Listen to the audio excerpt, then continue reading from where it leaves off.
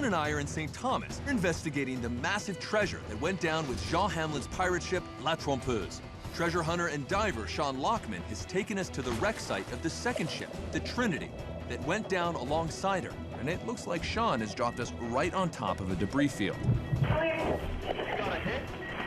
Come help me, come help me.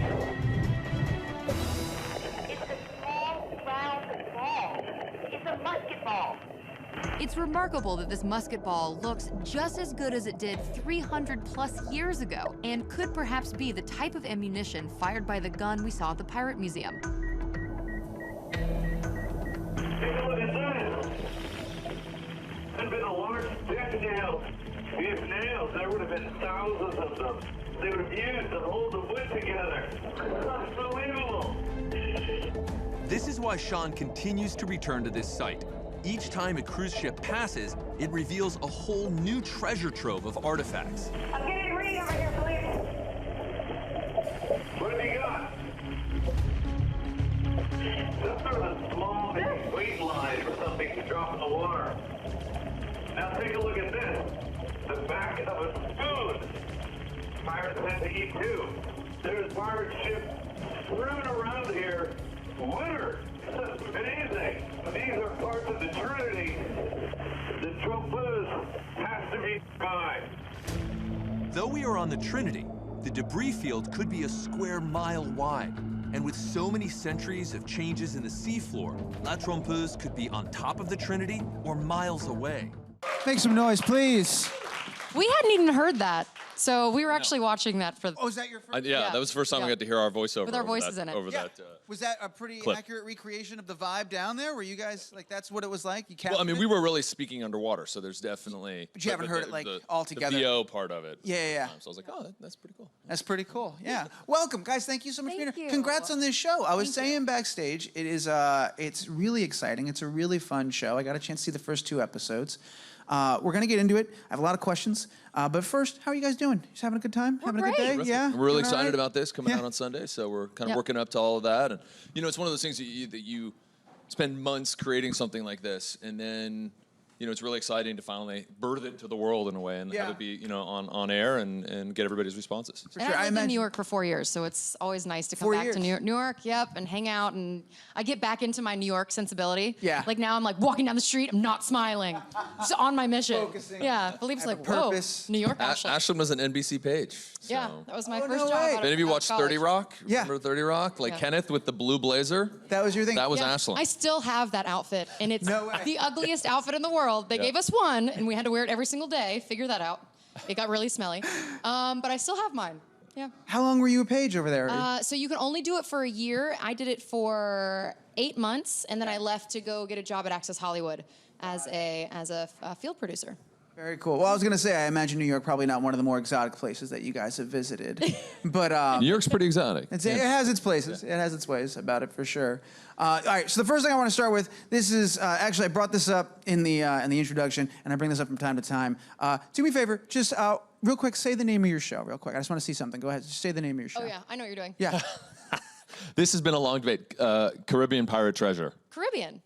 All right. We finally synced up. Because you used Were to you be. going back In the and forth? beginning, I was Caribbean, and then we finally were like, okay, we're gonna go Caribbean. We got to agree. And I understand Pirates of the Caribbean. Yeah. But Caribbean Pirate Treasure. Fair enough. Yeah. Well, it's at a point where just even before we came on, I was asking my buddy Luke over here, I was like, hang on, before I go up there and ask, I was like, is this a real thing or am I just an idiot? I was like, because I've definitely heard it both ways, right? Oh, And he's yeah. like, no, Yeah. for sure, it's a real thing. And I was like, all right, I'm going to bring it up. We're going to find out on stage. And I think they're both right. I guess. I think, and Well, I was Philippe- hoping you guys could settle it. I for think me. they're both right. I think they're both right. Yeah. And you say words differently because Philippe went to university in Scotland, so he says a lot of British words. They're Humble 5 brag. years. So yeah, he'll be like, "Oh, I need to put something in the boot." I'm like, "In the boot? You're wearing sandals." reasonable. He's like, "No, that means in the car." I'm trunk. like, "Oh, in the Yeah. trunk, babe." Right, Trunk. the trunk.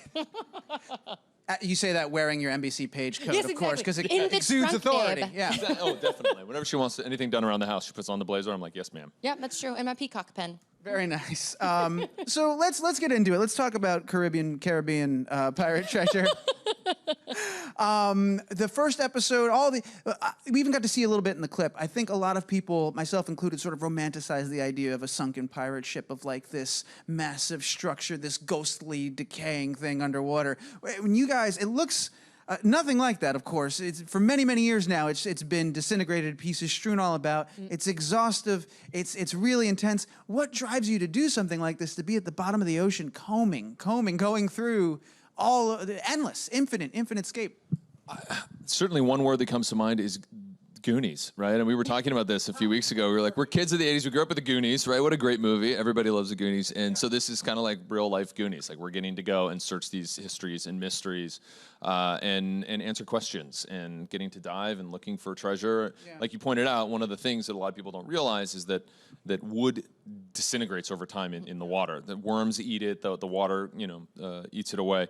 So there's not really much wood structure unless it's underneath the sand and maybe survives. So the only things that are left is all the metal.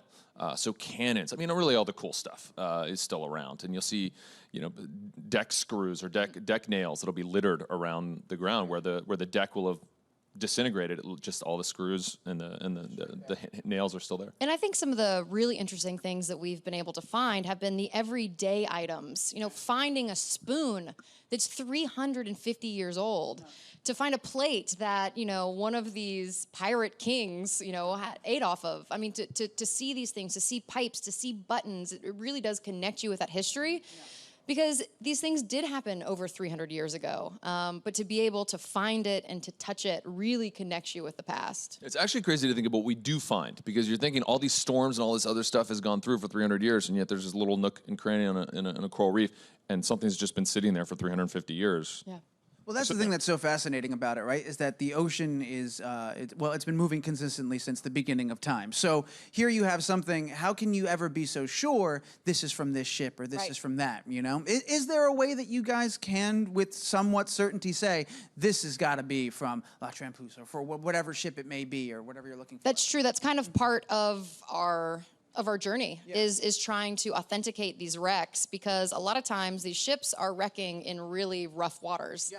I want to say that our whole 3 months in the Caribbean was like, oh, fabulous, and beach and pina coladas. No. Yeah. We were diving in coral heads. We were on the windward side of the island, which is always really rough, and that's why these ships wreck. Bat caves, land, mangrove swamps we're hacking through, all sorts of stuff. It was an amazing adventure. But there are ways to So a lot of times more than one ship has wrecked in that area. But something as simple as when you find a nail or a big deck screw, if it's square, that means that it was hand forged. So that means that ship was probably from the 1700s. It gives you a range. That's what you want, right? After that, we started making them in machines, and so they were round. Yeah. So even a few times, I picked up a glass bottle thinking like, yes, I found it. And then I saw that there was a seam all the way around, which meant that was a more modern bottle that was 2 pieces of glass put together, whereas the older glasses have no seam, and they were hand blown. So part of it is underwater, us trying to put the pieces together in real time, and you get super excited about something, and then you see a seam, and you're like, oh, this is probably from a cruise ship that passed over us like 2 days ago. Or specific designs or crests on spoons, or you'll look at coins, obviously. Coins have dates on them. So coins are a really good way, how they were manufactured, even if the dates rubbed away, were they hand stamped, were they made by a machine? Those kinds of things can really help you zero in on dates. And that's why some of these coins are so valuable. The Spanish piece of 8, if you can find one from the about 1700s, right? 16 or 17, yeah. They can be worth $1,000 or $2,000 a piece. So if you find a cache of them, which sometimes one of these ships we were looking for had 150,000 pieces of 8 on it. So if you found that, it's just... There's season 2, 3, and 4 right there. Right there, yeah. right there. Yes. Right there. We're retiring, actually. So I think that's what you never know as you're combing through the sand what you're going to find. What constitutes a doubloon versus a piece of 8? All of my pirate knowledge comes from Johnny Depp. And so, obviously, not the greatest resource for factual... I like... Well, I think certainly entertaining. My understanding, doubloons were typically gold, so they were a more valuable piece of currency. Piece of 8 is always silver. Yeah. But that's the thing about this show is we're Pirates of the Caribbean, all these movies, Treasure Island, all this stuff has captured all of our imaginations. We all grew up with pirates, and So this is really looking into the real stories and the adventures behind all of that. Like I said, modern day Goonies, and I think that's what's really terrific about the show is that it taps into, I think, the kid in all of us of the curiosity that we grew up with. Were you guys literally sitting around watching Goonies when you came up with the idea for this show? Were you just like hanging out one day and you're like, I think we should do, yeah, and you were like, I got a great idea. Yeah, let's we should do be this. Goonies. We should be. I mean, we always want to be Goonies. Go be Goonies. Let's do it. But let's actually do it. It's great. Yeah, and listen, we get to go to Antigua and Belize and these beautiful, beautiful places. One of the things that we love about it too is that, you know, if you've been to the Caribbean on vacation and you're sitting there at a beach bar having a pina colada, right around the corner might be a 300-year-old fort, or right offshore might be $1 billion of treasure. You have no idea. That's the thing that was mind-blowing to me. I think the first episode is St. Thomas, right? And it's like, I was on a cruise there years ago. We went right over that, and it was mind-boggling to me that I was within like a football field's distance, maybe less, of this history, this amazing, rich thing. And I think sometimes you think about that as you're just sailing across open waters of like, man, what is below me right now? But it's crazy to finally see it and discover that. Was that part of the criteria when looking at what I imagine to be an endless list of mysteries and adventures that are out there? Was it looking for those ones that we could connect to as an audience? It was that, and also one of the fun things that I learned was the best pirates in history. We have no idea who they are because they didn't get caught. So it's been really fun to try to uncover those people. And there are Jean Hamlin, who was St. Thomas. I mean, this was a pirate that for 16 years. Like Calico Jack, for instance, he's the one that actually created the flag, the actual pirate flag. Has the cats named after him, of Yes. course. I don't know. Exactly. This is not. Yeah, I'm trying to keep up. You guys are very it's good. smart. You're right on. You're right on. But he was a pirate for a year and a half, and that was a big deal. So Jean Hamlin from St. Thomas, 16 years he went around and he went stole from people's booty. Brazil to Brazil. You have to work That's that our in favorite there. word It's on the just show. We fun. have to say booty at You're least a show about twice. pirates. We You're do. contractually We have to obligated. say booty. 3 to 4 Talk about booty booty. jokes. It is in the contract. Has to happen. He went from Brazil to Nassau, Bahamas, over to the Cape Verde Islands, all around Africa to Indian Ocean, plundering Mughal Indian Empire wooden treasure, boat. and then all the way back. We're talking like 1650s, 1680s that he's doing this. I mean, it was incredible. Well, let me ask you a question. When you're talking about uncovering and unearthing pirates that have not been caught or have not been discussed or talked about, where does your research begin? Has the internet made that easier for you, or do you still need word of mouth? You need to go out to some remote library and find a manuscript. Like, how does it work when it's that obscure? The internet helps, but as you guys know, if you search for anything on the internet, you can find it, if it's true or not. So we were really trying to find information that was a breadcrumb, and then talk to the people on the ground. And that is a key thing for our show too, is in every episode we're with a local expert or a local historian or a local archaeologist who knows the area that can kind of pinpoint the area that we need to go to, or they're the ones that have made the discovery and they want to share it with us. And that is really important because, if it's a good story and it's a good treasure, it's been found, it's been looted, and it's gone. So we want to find the stuff that is being preserved. That's also really important for us in the show too. You know, we don't give up a lot of the specifics of the locations where these shipwrecks are because we don't want like yahoos going down there and stealing everything. We want a museum or an archaeologist to go down there, find it, recover it, and put it somewhere safe where everybody can enjoy it. So that's why a lot of times you guys will be like, we can't show you where we are because we don't want people to come and steal it. Well, it's really interesting that the people that take you out there, they're always like, when you film me, it's got to be against open water. Right. I don't want any chance of anybody like Right. triangulating the stars or something and finding the spot. It's a big problem. The looting is a big problem. People go down there. And this is a common heritage for all of us. I mean, the Caribbean was the crossroads of the New and Old World for hundreds of years. And, you know, the history of the United States, of Latin America, of Central America, of Europe, I mean, all of it's Africa, all of it's tied up in this place that has so much more of a story to tell than just, and we do spend some time on beaches. We have a couple cocktails. I won't lie. But it's so much more than You have to. I'd be mad if you I mean, you have to. You You have to. I love a pina colada. You know. When you're out there, you have to. We're going to turn to audience Q&A in just a second, but I wanted to talk a little bit about, legacy, of course. You do a great job of touching on it in a respectful way, and I don't want to say leveraging it or using it in a respectful way, but I love that you visit a location. I want to say it was the Blue Hole, was it right? Which was a place that your grandfather discovered, was the first to dive into, I believe? He was the first to dive into the Big Blue Hole in Belize, and we actually went there, and we also went to a place off the Dominican Republic that he went to, looking for a treasure treasure ship, actually, the Concepcion. So we go back to a couple different places that he visited. Yeah. Yeah. And I want to talk to you a second just about that moment of being able to go back to a place that you have to imagine is largely unchanged from when he was there, right? Because it's not like Disney World. Everybody's going in every single day and there's millions of people. This is a relatively remote area, and you get to experience it almost the exact same way that your grandfather did. Yeah. What is that feeling like? What is that moment like? Is it more surreal than all the other dives, knowing that you're occupying the same space? It is, especially, both the Blue Hole, which is a wonder of the world. It's this enormous place, about 400 feet across, and almost, I don't know how many feet, almost 350 deep. So the idea that, you go to this place and it's a wonder of the world. My grandfather was the first person to dive there, and his crew. We went to this place looking for a shipwreck off of in the Silver Bank north of the Dominican Republic.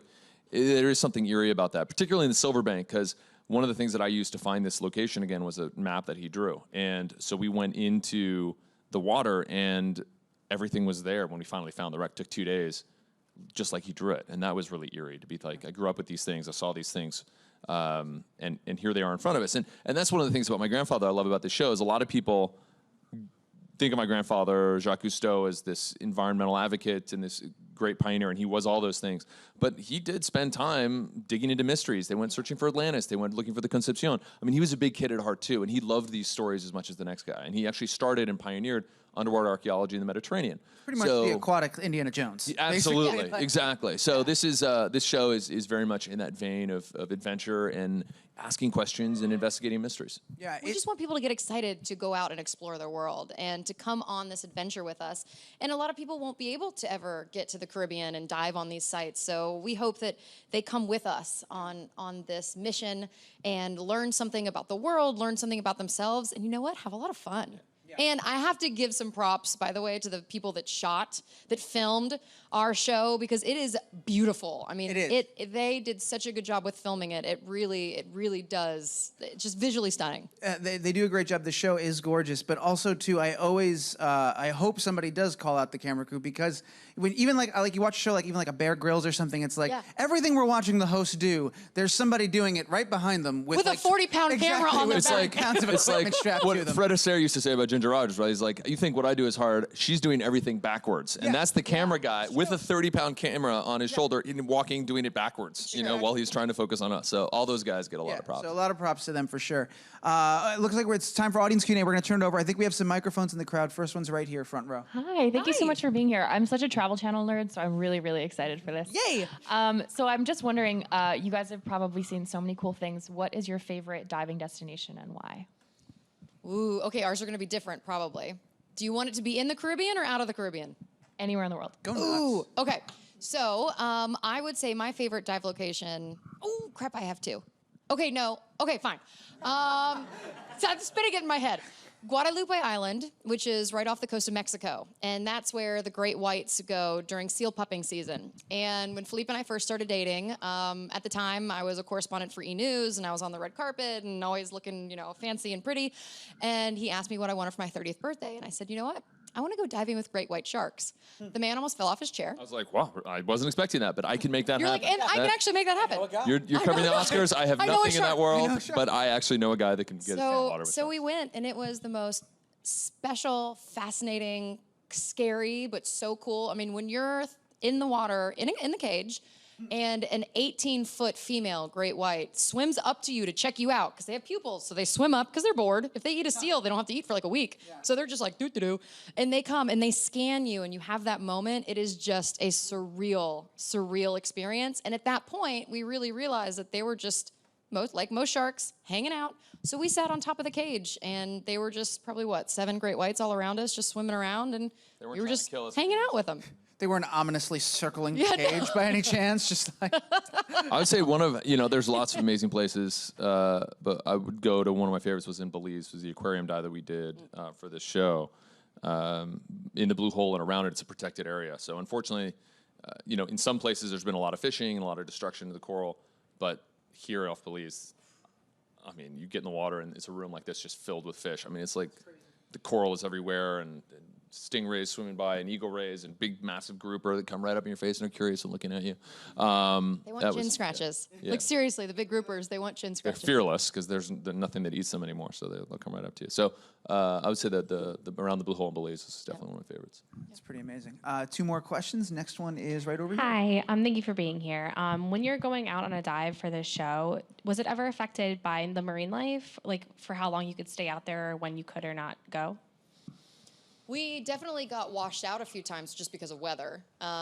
We got delayed twice in Dominican Republic. Yeah. We had to completely scrap the dive, scrap the trip out to the Concepcion, which is what Philippe was talking about earlier.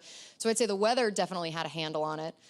Marine life, not really. I mean, we're able to kind of work around it, and the more, I mean, I'm always like, the more sharks, the merrier. So Yeah. if there's anything like that, I'm actually in the water Yeah. faster. But it was more like visibility or storms and stuff like that. But other than that, we were in. What about pollution or anything of that nature or man's impact on the ocean? We see a glimpse of that in a couple of the episodes, and I feel like that was a deliberate inclusion because, one, just to remind us of, like, this is what we're doing if we're not careful, but also it was there because it's the reality of the situation. Yeah. Are you running into that very often where it used to be a lot cleaner, it used to be a lot easier, now it's kind of a mess and a nightmare? Like, Yeah, I mean, not to bring the tone down or anything, but I think there's not many places in the world left that are not impacted. The oceans are in deep trouble. Fisheries are collapsing. Ocean acidification is driving changes in the chemistry of the oceans. We've got, all sorts of pollution, plastic pollution. We've all heard about the big plastic islands in the middle of the Pacific and, the oceans. We saw a lot of plastic pollution in places. So yeah, that was, I mean, it's there pretty much everywhere. You couldn't avoid it. I think that's kind of what the sobering fact was, is that you guys will be at this island that you've traveled to get to, and then somehow there's still a mass of garbage at the shore to get up to the spot that nobody's hanging out in. Yeah, You and it would have been trash from everywhere, from Yeah, all from all halfway over the across the world that, Yeah. that came over. Yeah. And that is something that we thought, including a snippet in the show, was important. And thankfully, Travel Channel, supports that. And at the end of the day, we want people to have fun and watch the show and realize it's such a great adventure, but we also want people to learn from it. And if that also makes people think twice before they get a freaking plastic straw, which I hate so much. We use 500 million plastic straws a day, and most of them end up in the ocean. So it's just, if we can, maybe somebody sees that and they think next time before they get Starbucks to be like, I don't need a straw today. Yeah. That's kind of what we're hoping for. Yeah, for sure. No, the show definitely does strike that perfect tone of it's a ton of fun, but there are these little poignant moments, these little things that you notice and kind of resonate with you. You do learn from it while you're watching it. You sneak it in there. So we have time for one more question. I believe it's right here in the front. Hey guys, I was just wondering, Ashlan, coming from the entertainment industry, like, what have you learned from this experience as, going on these adventures, going sea diving? Yeah, no, thank you for that question. I was always a water baby, even before I met Philippe. I'll swim in anything, even if it's a puddle. I was a lifeguard when I was 15 years old. But for me, my work in the entertainment industry and really seeing the power of pop culture, seeing how celebrities and music stars and reality stars can really get a huge following and have such a huge impact on our society, really got me thinking, okay, well, can't we do that and also have a good spin on it? So I would say that one thing it taught me was, I've dealt with the sharks of Hollywood, so swimming with the sharks in the ocean is much easier. And it's just been a wild ride. So I really hope that people can enjoy this show, have fun with it, and then follow along on the adventure with us and learn something while they're watching a really cool, fun television show. Well, we could do this all day. Regrettably, I'm out of time. I got to let you go. But before we get out of here, the show, it's this Sunday, I believe, right? This Sunday. Travel Channel. Yep. And it's back-to-back. We're getting 10 and 10:30, both Yep. two episodes. That's right. Super awesome. Guys, thank you so much. One more time, Philippe and Ashlan, thank you so much for being here. Thanks, you guys. Round of applause. Thank you. Matt, thank you.